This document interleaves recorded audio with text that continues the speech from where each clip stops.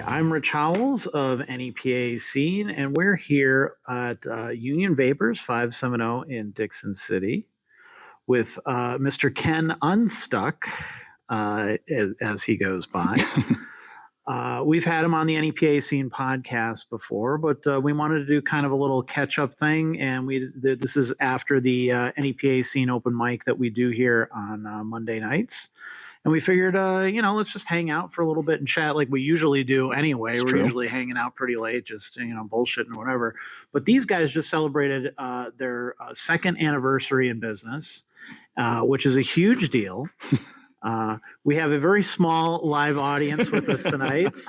They may come and go, so you might hear the door chime and stuff in the background. But we just figured we'd sit here, have a little conversation, and talk about like what's been going on here at this place, because there's some really, really cool stuff that you guys in the scene need to be aware of, need to be coming out to, and showing your support for this kind of stuff. So I figured we just sit here and kind of chat about it a little bit, and hopefully it interests you enough that we will see you here in person at some point.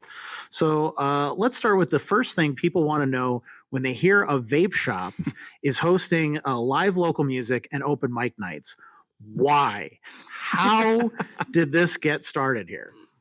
When we first got off the ground, we did a lot of conventional corporate marketing, billboards and radio campaigns, stuff in the tens of thousands of dollars. And with no hate towards any of those folks, it was disheartening to see such a large amount of money go out of the community, as is the case when you go with traditional corporate conglomerate media.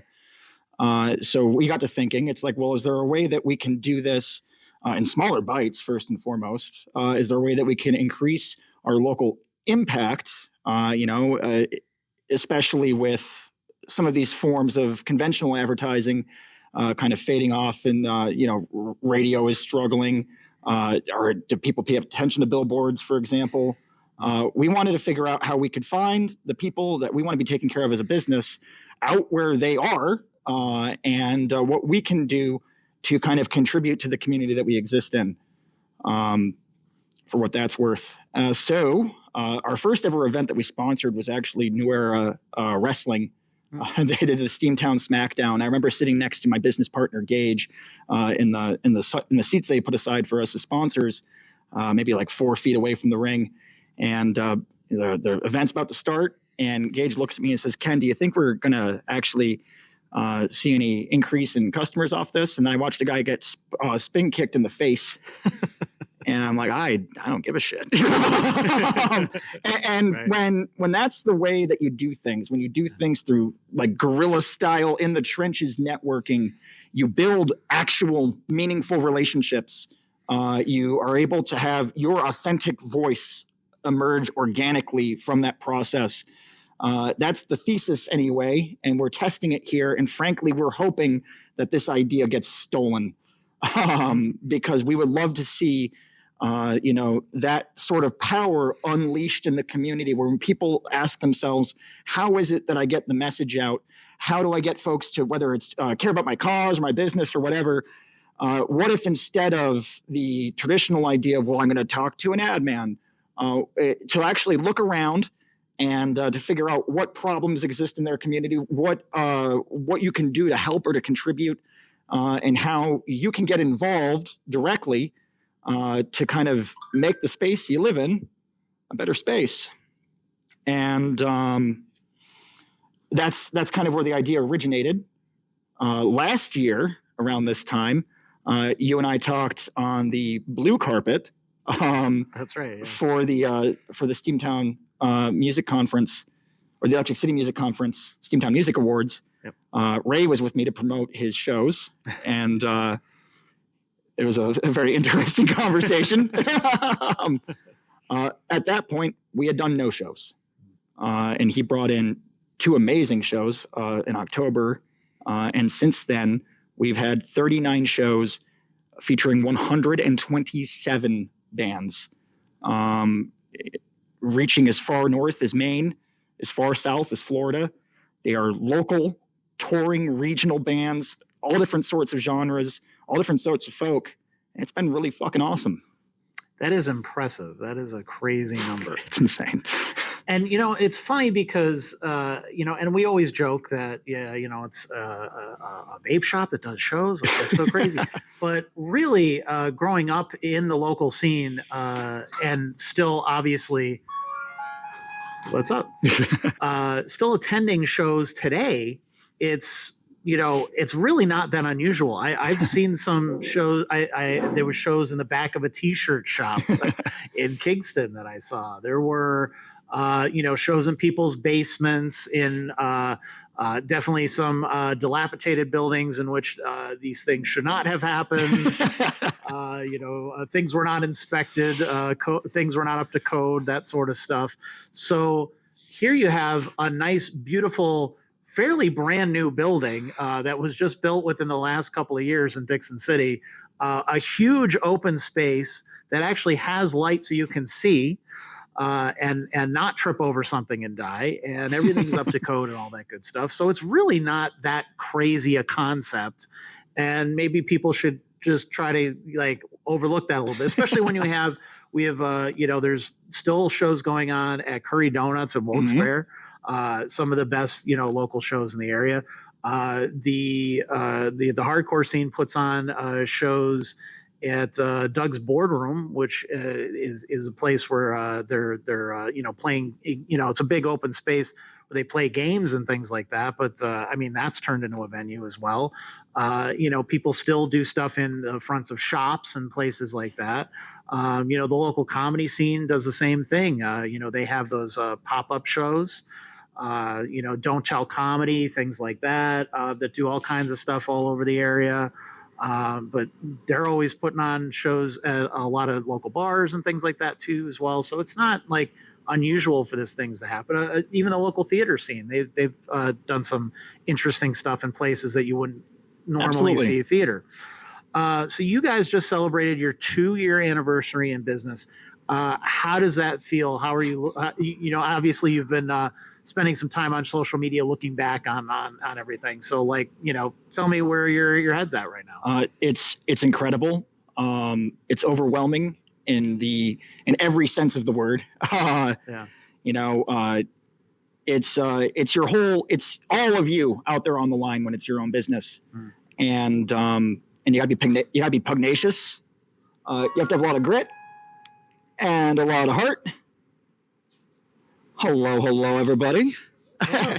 And, we have survived a lot of businesses that have popped up after we opened and are already closed. Yeah. And I'm proud that we're still here.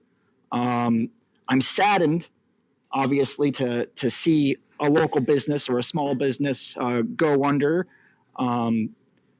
But I credit that a lot to just the continuous outreach into the community, to the continuous collaboration. There's this idea that if you're out there and it's just you, that it's just you. And I don't think that in, modern commerce, you can survive that way.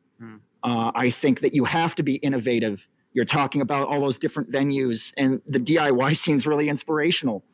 There are parts and aspects of business that go beyond the money. Sorry, my business 101 professor, that go into impact, that get you out of bed in the morning, that make you do it when you're tired, that make you persist when it's hard. And that's what's important.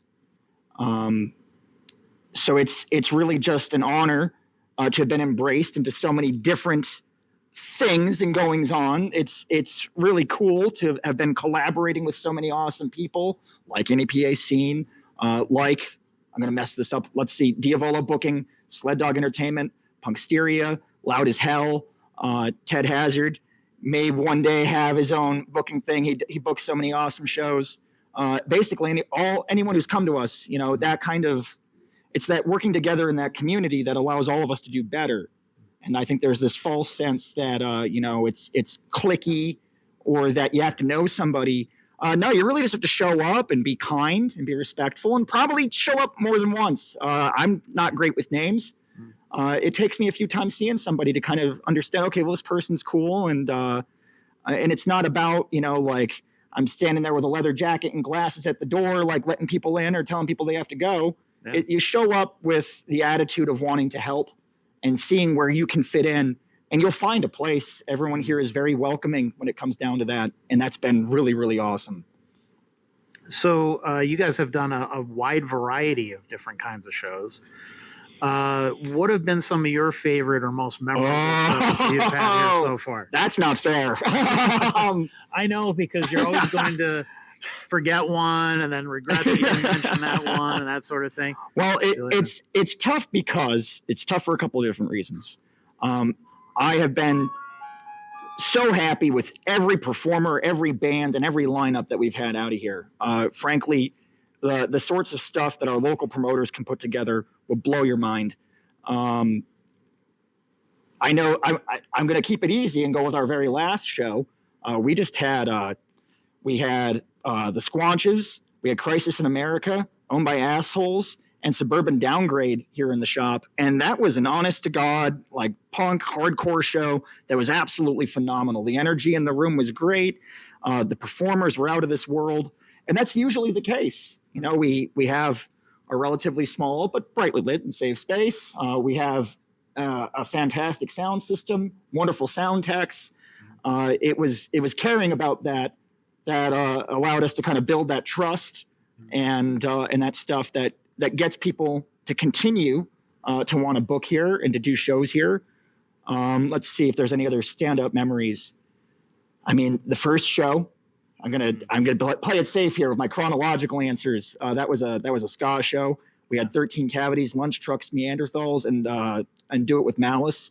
It's my first time seeing ska live, and I don't care who you are. If you're seeing a ska band live and it doesn't make you feel something, you're just dead inside. So you heard it here first, Ray Mione and crew. That was a Diavola booking show, and it was absolutely phenomenal. Let's see. Other standouts. I mean, it's always cool to get something a bit different. We're able to do a lot of punk, hardcore, and metal shows where a lot of other venues might be like, I'm not really sure about that. We are very lucky in this area to have multiple venues that are going to go for it. But we're always getting newcomers. It's cool to see bands do their first ever live show here. It's cool to see bands come up through the open mics and get to perform for the first time on a lineup. It's great to see bands come from out of state. It's cool to see bands just absolutely blow it away. The number of times that my sound guy and I are just looking at each other like, how the hell does this even happen? It's crazy. So let's talk about the NEPA Scene Open Mic, which we do right here on Monday nights. We're 17 weeks in now. How do you feel that it's going so far? I can't believe we're already at 17 weeks. Yeah. How do I feel like it's going so far? It's something that's been asked for a long time. And whenever we do anything new, I like to put my finger on the scale to make sure that it's successful. I like to make sure that we get the right people, that we generate a lot of excitement for it. We already had the excitement because people wanted it to happen. And I'm like, okay, well, how can we, tip the scales and really push it and elevate it to the next level? And that's why we reached out to you.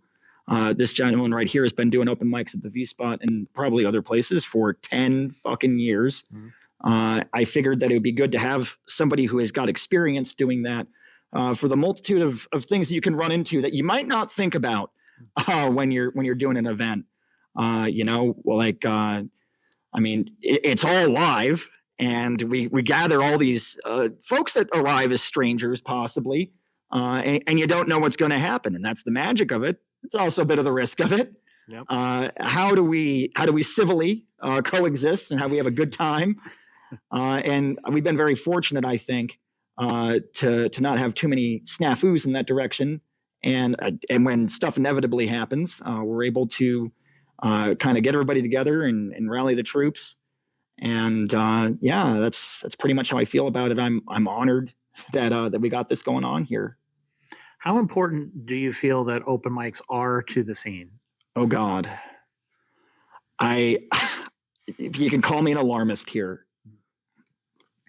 If we do not have spaces that can incubate new talent, there will not be new talent.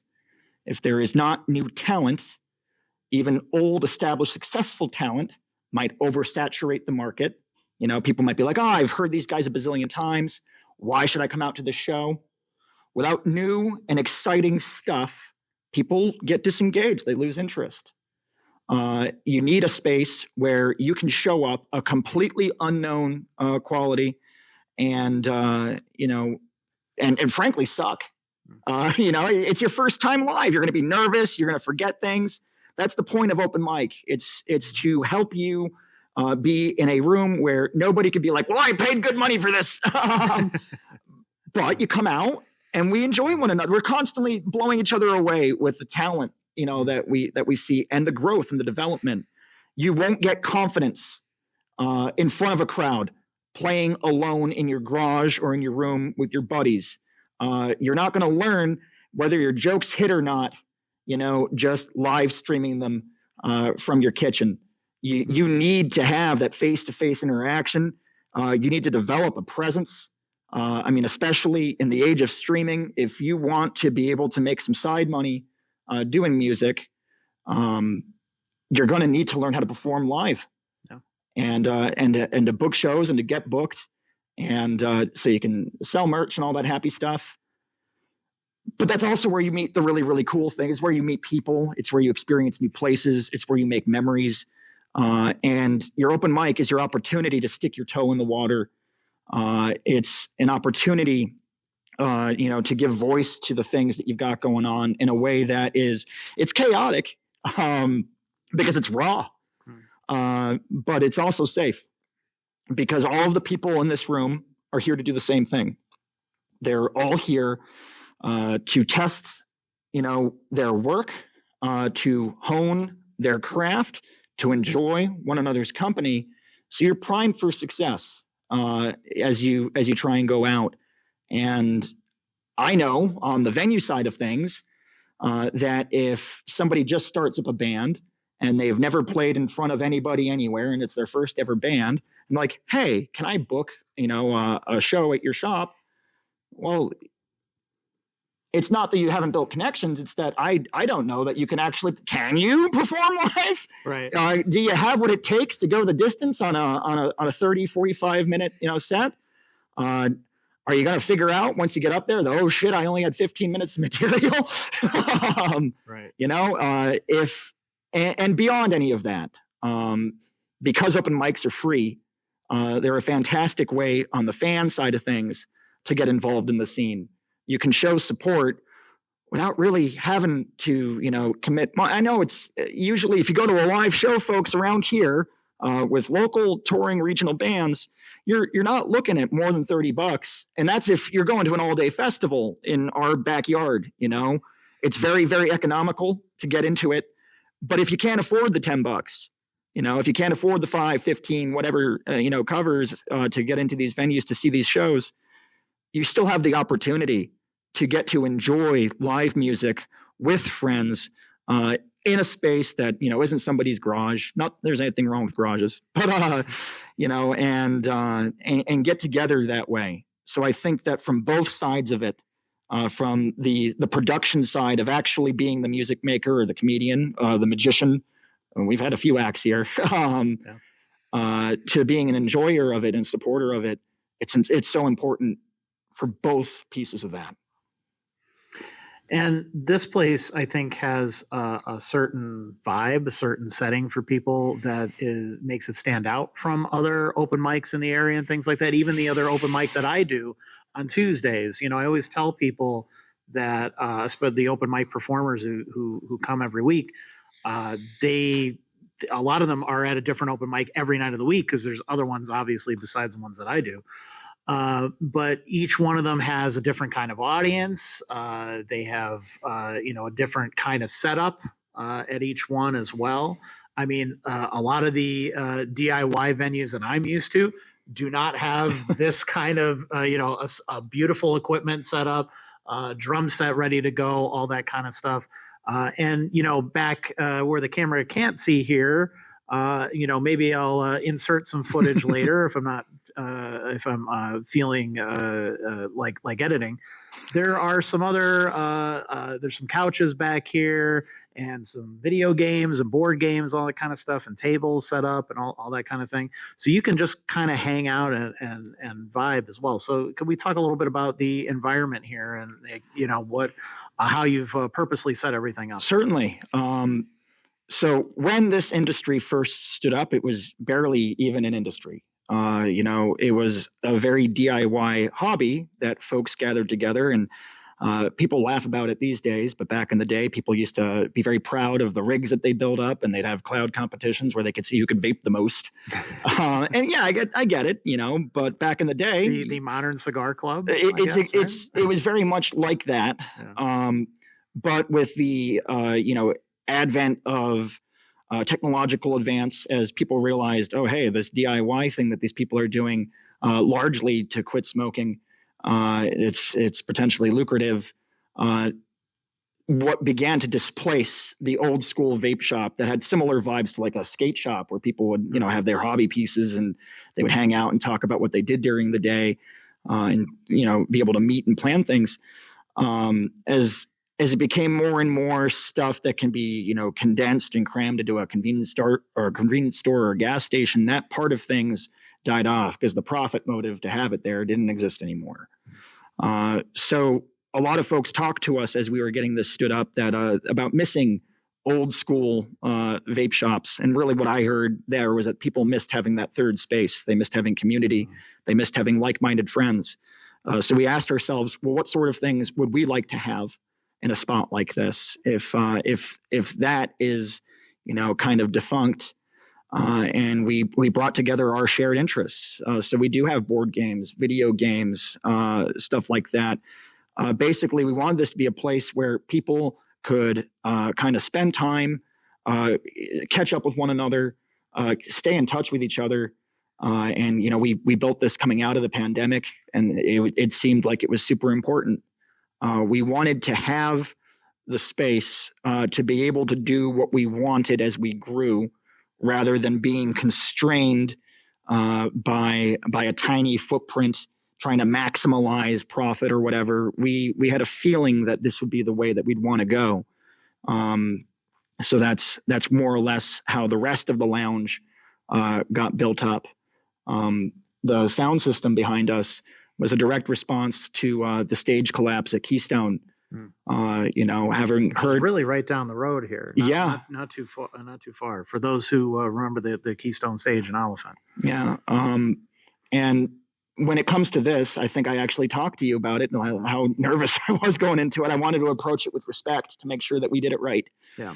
We consulted with with audio engineers, with theater stage designers. We talked to producers, we talked to musicians, and ultimately our current sound tech, Todd, as a musician, helped us build this setup a lot. I asked him the question, well, what do you want to see? What would you want? What would your dream be?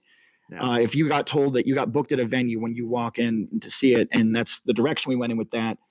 And really, that's what it comes down to. I think that when you have that sort of intention, and you pay that respect to the people that you are trying to engage by trying to execute it excellently, that shows through, and it makes a difference, as opposed to, okay, well, you know what, I bet we can make a few bucks here, and you cut corners and you cut costs. I think that the lounge space, which includes a local artist corner, where we've helped. Yeah, we want to definitely talk about that. Absolutely. We're going to talk about that a bit. I'm not going to step on it. Okay, cool. Yeah. We'll get there. It's been about doing all that we can to be a good business. Well, it's funny too. I've heard a lot of people, performers at the open mic, performers here, playing on a Friday or Saturday, say that they sound better here than they do in a lot of places that are calling themselves venues in the area, or local bars and stuff like that maybe did not invest thousands of dollars into a sound system or whatever else. So it's kind of funny that you can actually sound better. People laugh or scoff at the idea of playing a vape shop, but in reality, it's like, yeah, this is more of a venue than a lot of places that you think of as more traditional venues. This equipment backlined an entire stage at Camp Pennsylvania this past summer. It's going to backline an entire stage at Nayog Park for our first ever Spell Fest that we're doing with Spell Slinger. Yeah. And really, it comes down to a combination of things. If you're a musician, the answer isn't gear. It's not buy a better guitar. It's practice. Yeah. If you're a venue, the answer is gear. You can't out practice having shoddy equipment. Sure. It's going to break down on you. It's not going to have the headroom or the power to give a full and authentic, high fidelity experience that's going to entice and excite listeners. It's going to give you a whole freaking headache. So buy once, cry once. But beyond that, beyond the equipment and making sure that you're going with solid stuff that's going to show that you actually give a damn about your artists. It's having a solid tech. And for me, that's being, when you watch Todd work, the moment a band walks in, he greets them, he asks them what they need, what they want, answering questions, making himself pleasant and available to work with. And he's locked in the entire time. He's listening to that show, even though he's the tech, with the musician's ear. So like the cool little things that he'll do, like for example, maybe it's basic to some folk, I don't know, but I think Todd's pretty good at it. He's got a good instinct for it. Maybe there's a guitar solo that might get lost in the mix. He'll make sure that for the few moments where it's that guitarist opportunity in the song to shine and to really just drive that energy into the room, just kind of goose that a little bit on the and bring it through, making sure that he's constantly filling out the sound and working with very actively and very engaged with the artist to make sure that they have an experience that's easy for them to plug into and sounds good. And he's the sound guy for the open mic as well. So I want to make that very clear because I am no sound guy. I kind of can fumble my way through it on Tuesdays at the V spot. But here on Mondays, if you come here, you actually get a real sound tech too. Well, so I have a message in that regard when it comes to would-be venue owners. If you're not a sound technician and you think that you can call yourself a venue and fumble through sound for a lineup that people are paying to see. Big difference. Yeah, your Fridays, your Saturdays, your I just want to tell you that I don't think you can hack it, and that you owe it to the people that are going to be coming out to pay to see that show, and you owe it to the bands, and the reputation that they're going to have from how they sound that day, to get yourself a quality technician who could do a good job. Yeah, I mean, I've heard a million horror stories from musicians like, yeah, I showed up and there was no sound system. They just told me to shout over people. Or they said, well, why didn't you bring yours? Like, assuming that, you're just going to lug in hundreds or thousands of dollars worth of equipment and set it up, in a corner that they've given you, a dusty old corner, and say, all right, go ahead and entertain people. Show some respect to the actual performers that come out here. I'm grateful that we have a lot of really good venues in the area that don't do that. Yeah. There are plenty. And while I love Todd, and I would say he's one of the current hot up and coming audio engineers, that there's a lot of really strong talent in that regard in the area. We've worked with Summer in the past, and we're probably going to be in the future roping in even more backup technicians. To make sure that we can always have every show supported and everyone gets to experience all the craziness here. So going back to kind of Union Vapors in general, what are your goals for the next year? Now that you've kind of set, you have 2 years under your belt, I'm sure you've learned quite a bit. Well, let's maybe start with that. What are some of the lessons that you've learned in these 2 years, or things that you're going to bring into year 3? Goal, survive. You can't get complacent in business, particularly when you have recurring expenses, when you have rent, utilities, all that happy stuff. That doesn't go away. It doesn't stop. So you need to be constantly locked in. You need to be constantly moving forward and advancing and innovating and doing what you can in different ways. Goals. This past year, we didn't really sponsor festivals like we did first year. where we actually were able to offer cash sponsorships, largely because that was a big economic or a big financial commitment. Sure. I hope to come back swinging because there's a lot of really awesome events in this area that need all the love they can get. I know that Scranton Fringe does awesome things, NEPA Horror, the Good Things Are Happening Fest. I'm going to forget somebody, and I'm so sorry already. I definitely want to go back to Camp Punksylvania if they'll have us. Yep. They were amazing. And hopefully if Spellfest is successful, we can make it into a regular thing. That sort of stuff. Do it bigger, do it badder. Always trying to get a bigger slice of the pie for my team and to get better value for my day-to-day customers. So as we continue to ratchet up the intensity and grow as a business, it allows us to do all of that to make sure that we're taking care of ourselves and that we're taking care of the people that walk in the door to the best of our ability and just not letting up. Again, the networking piece, being involved, you stay engaged in your business, you stay engaged in the community. So are you thinking in terms of trying to top yourself this year with in terms of numbers or the number of shows or maybe the different kinds of bands? Because you guys have all different genres here. So always. I have a most wanted list. When we first started doing this, I kind of made an assessment. I took some Kentucky windage, and it was like, okay, who are the folks around here that are really doing a lot?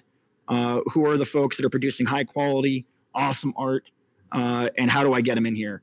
And I'm not going to lie, I've actually had a few of those names on that wish list already come through the shop, with a few more in the works. And it's nothing against anybody else. Those were just the first guys that I saw that were out there doing it awesome. I want to get more first-time acts, more new bands. That's definitely a big piece.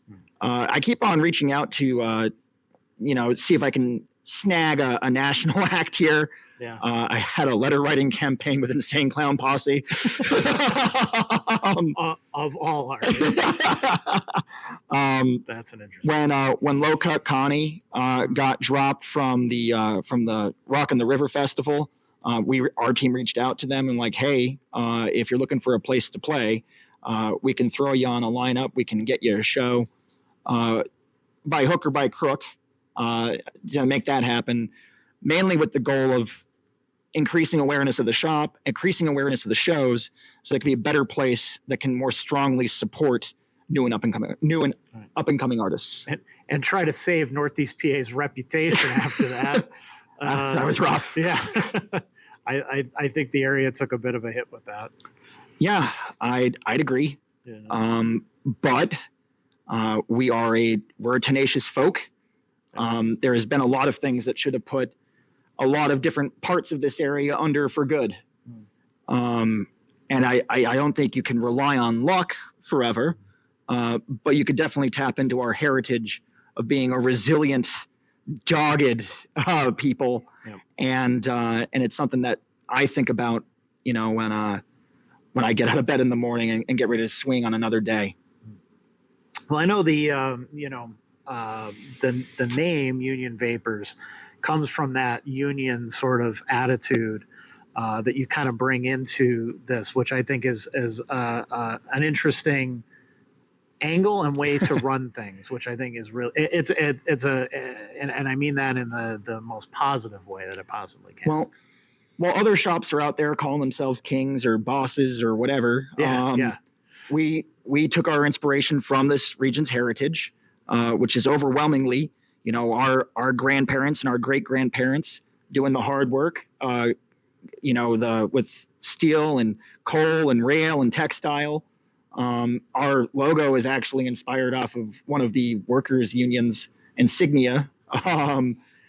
It's a work in progress, but so is everything else. But I'm very, very proud of our regional heritage. It goes far deeper than the office or whatever. We have a fascinating history that will definitely illuminate your understanding of the area itself and maybe even our entire country.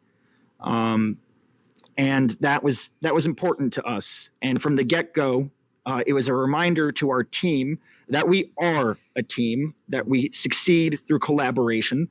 And the same way that we succeed as a collaboration internally, we believe that's the case externally as well. That we do better and are stronger when we all work together. And if we can get some of that out there, then I'd be pretty happy about that. Well, and you guys, as we talked a little bit about earlier, there's an artist corner here as well. How did that come about, and what kind of artists participate in that? So off the rip, we had a lot of square footage. We originally had a tattoo artist in the back, basically market nerd stuff. We were talking about lookalike audiences, and where do we think we're going to find our people? And we identified early on, it's like, well, I think that we're an alternative crowd and we're going to find ourselves in alternative scenes. Our tattoo artist that we were working with did move on to go do other stuff. The local artists corner was born out of being involved in local events and seeing the circuit, as I'd call it, where you have an artist who is continuously packing up all their stuff, lugging it out to conventions, paying table fees, dealing with the public, possibly losing, breaking, shrink or whatever of their inventory, coming back after a long day and maybe making negative $80 and how demoralizing that might be. Yeah. And we have a few local artists in the audience right now, and I just heard a long sigh out of a few of them. But actually, they're here now. That's kind of cool. So I'll talk directly to them if that's okay for the folks at home. Sure, yeah. Chris, our blacksmith, I remember when we first got your stuff in, and you made these awesome railroad spike knives. We have a blacksmith, by the way. And it was almost Christmas time, and things were tight.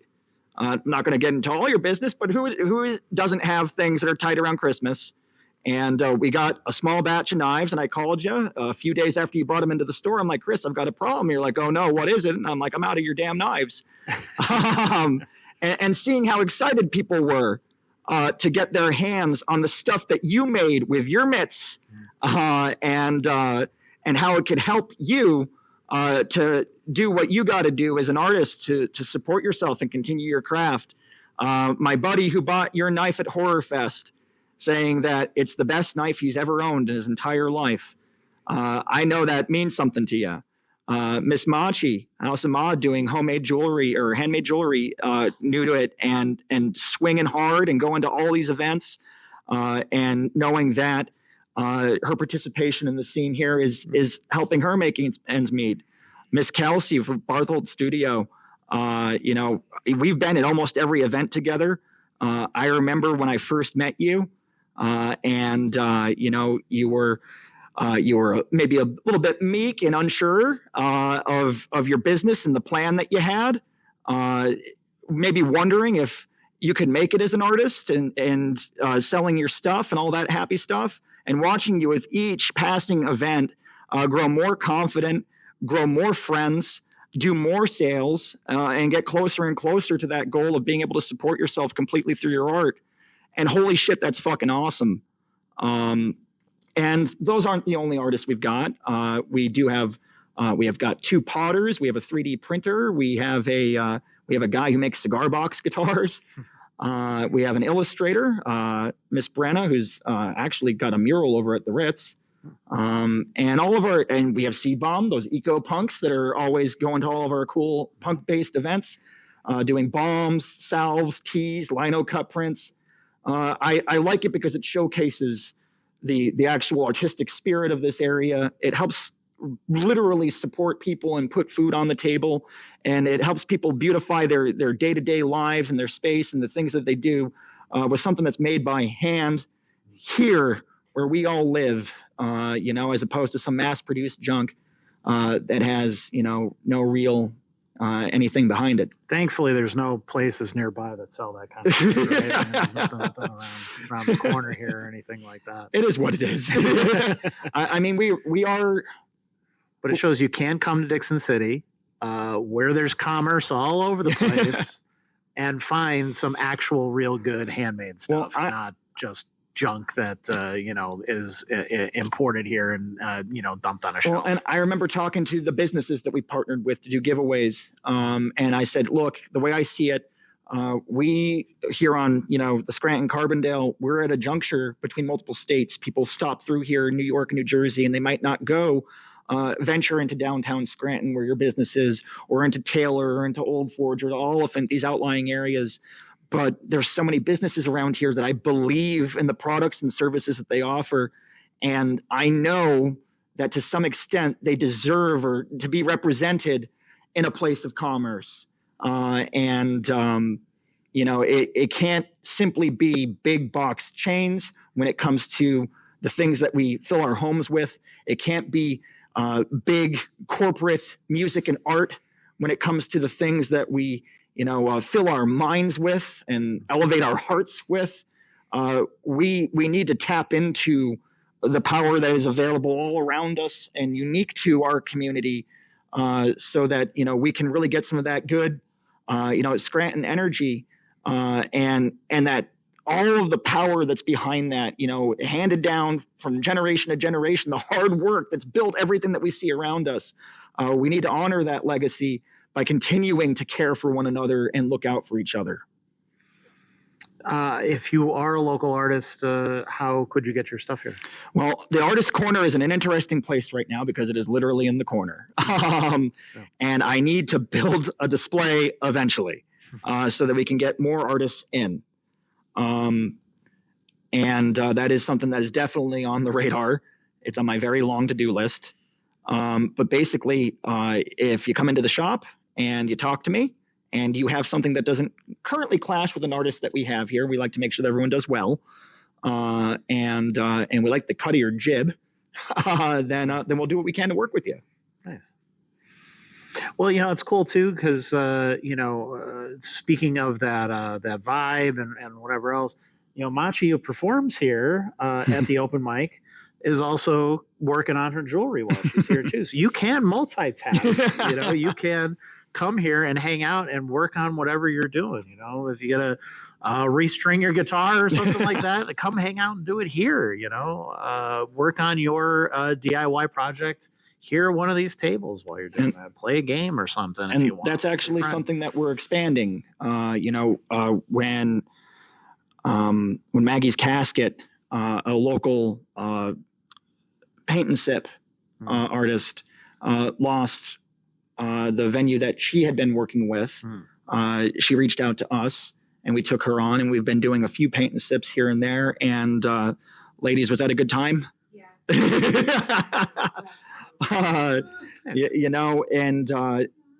I never want anyone to listen to the music they hear here or take in the art that they can see here and think, oh, well, I'm glad someone can do that because I can't.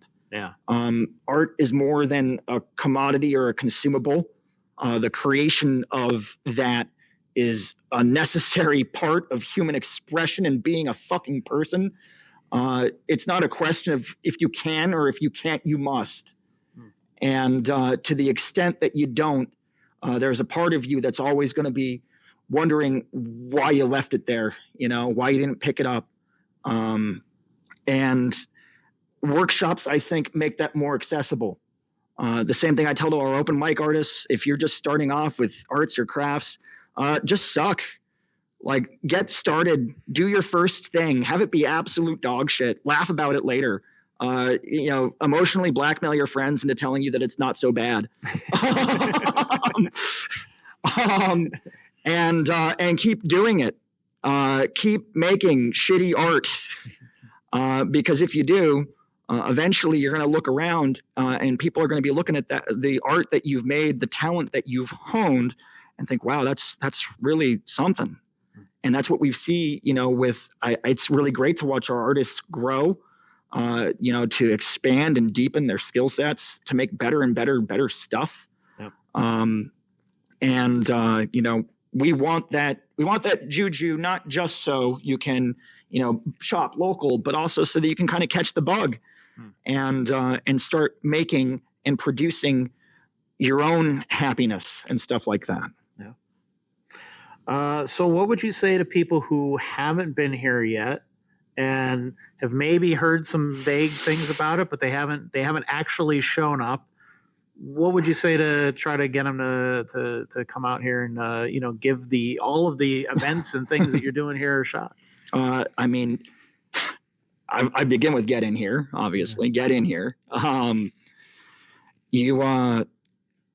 Well, our value proposal is that we can offer a very interesting, possibly unique experience in the area with very little, financial or time commitment to you, which is just a fancy way of saying, well, what the fuck is it going to cost you to walk on in and see if you like it or not? Yeah.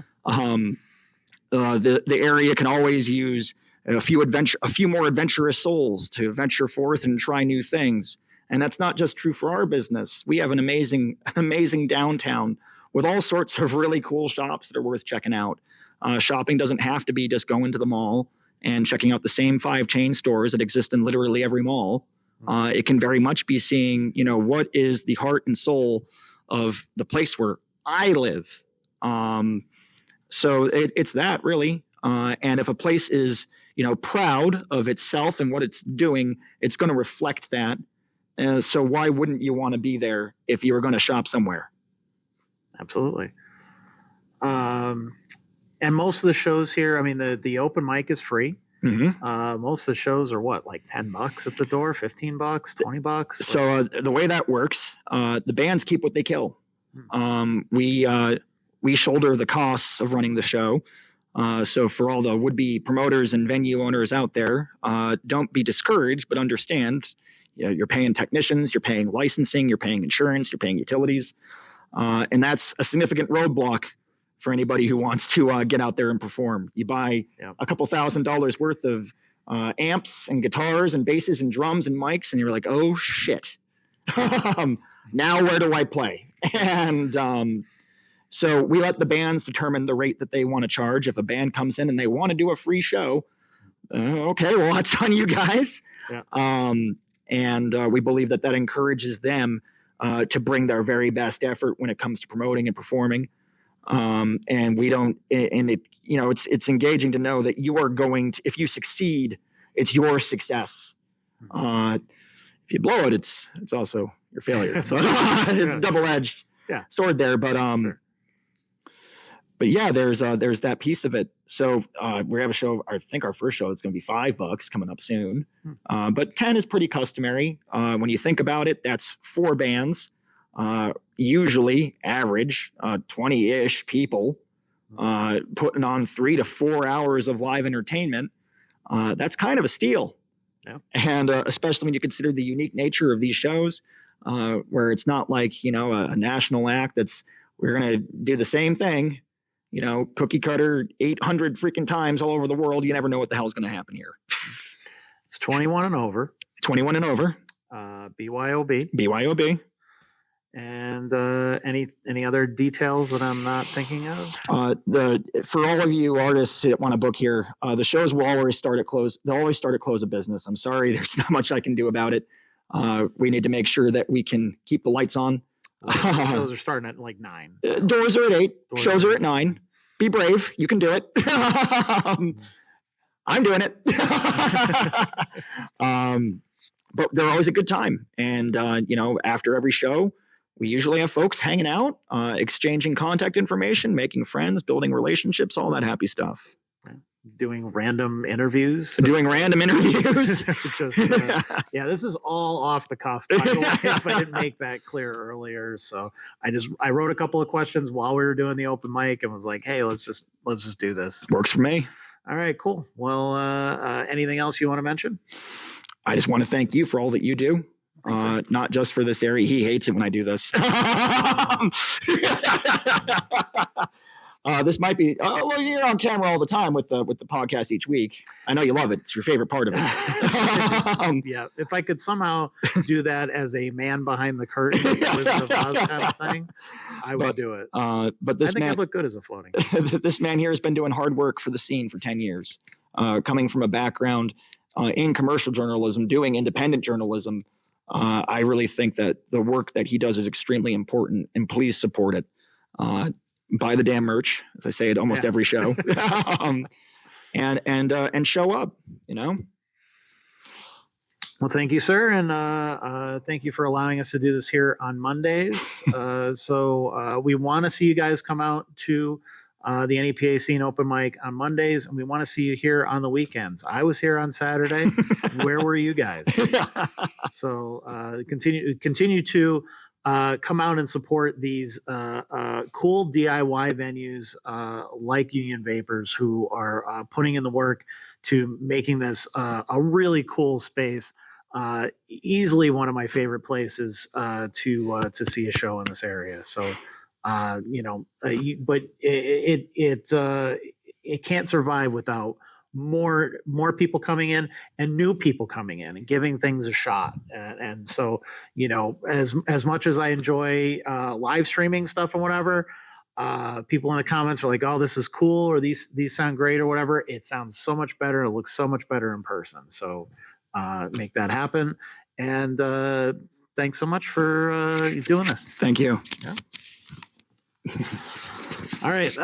See you guys. And maybe I'll edit in something cool here or whatever, some kind of great transition out of here. And I'll see you here next Monday.